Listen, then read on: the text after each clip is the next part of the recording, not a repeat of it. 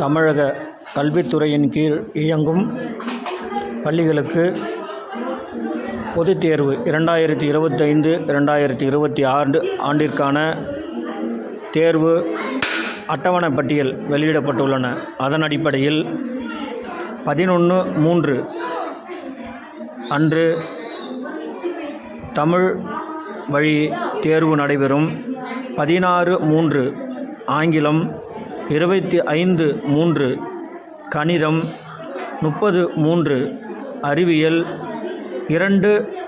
4வது மாதம் சமூக அறிவியல் தேர்வு நடைபெறுகின்றன. அடுத்தாற்போல் 4வது மாதம் பிறமொழி தேர்வு தெலுங்கு, கன்னடம், உருது, இந்தி தேர்வு செய்தவர்கள் அன்று தேர்வு முடிகிறது.